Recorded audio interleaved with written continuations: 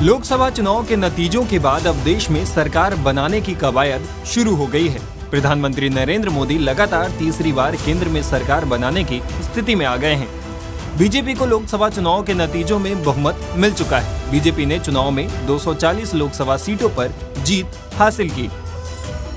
BJP अकेले बहुमत के 272 के आंकड़े तक नहीं पहुंच पाई है, लेकिन अब सरकार गठन के लिए वे अपने सहयोगियों के साथ आगे बढ़ रही है।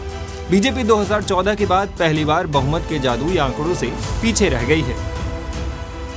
ऐसे में इंडिया गठबंधन की निगाहें बीजेपी के गठबंधन एनडीए में शामिल तेलुगु देशम पार्टी यानी टीडीपी के चीफ एन चंद्रबाबू नायडू पर टिकी हुई है।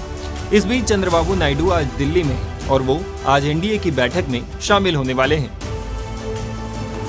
दिल्ली में बैठक से पहले चंद्रबाबू नायडू ने कुछ ऐसा कहा जिससे इंडिया गठबंधन को झटका लग सकता है।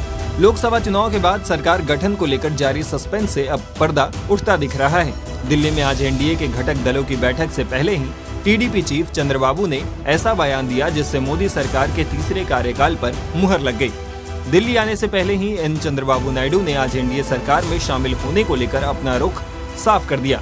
टीडीपी प्रमुख एन चंद्रबाबू नायडू से बुधवार को प्रेस कॉन्फ्रेंस के दौरान जब पूछा गया कि वो दिल्ली में किसे समर्थन दे रहे हैं, तो उन्होंने साफ किया कि वो एनडीए के साथ मजबूती से खड़े हैं। उन्होंने आंध्र प्रदेश विधानसभा चुनाव में जीत और लोकसभा चुनाव में टीडीपी के शानदार प्रदर्शन को लेकर मतदाताओं का धन्यवाद करते हुए कहा कि हम एनडीए में ही बने रहेंगे।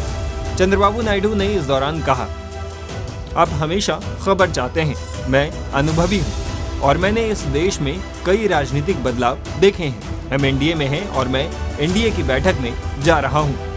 इसके बाद चंद्रबाबू नायडू विमान के लिए कूच कर गए और अभी वो फिलहाल एनडीए की दिल्ली में होने वाली बैठक में शामिल हैं। उधर बिहार के सीएम नीतीश कुमार भी एनडीए की बैठक में शामिल होने के लिए दिल्ली पहुंच चुके हैं। उन्होंने समर्थन को लेकर कोई बयान नहीं दिया, लेकिन ये कहा कि सरकार तो बनेगी। हालांकि उनकी पार्टी जदयू पहले ही साफ कर चुकी है कि वे एनडीए के साथ रहेगी।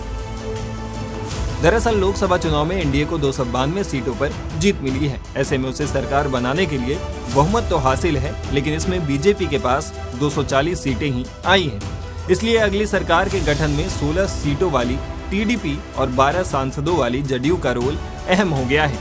उधर 234 सीटें जीतने वाला इंडिया गठबंधन भी अगली सरकार बनाने का दावा कर रहा है। इंडिया गठबंधन इसके लिए एनडीए के सहयोगियों को अपने पाले में लाने की कोशिश कर रहा है, लेकिन फिलहाल टीडीपी चीफ चंद्रबाबू नायडू और नीतीश कुमार के रुख से ऐसा लग रहा है कि फिलहाल मोदी लगातार तीसरी बार सरकार बनाने जा रहे हैं। टाइम्स नाउ भारत डिजिटल की रिपोर्ट।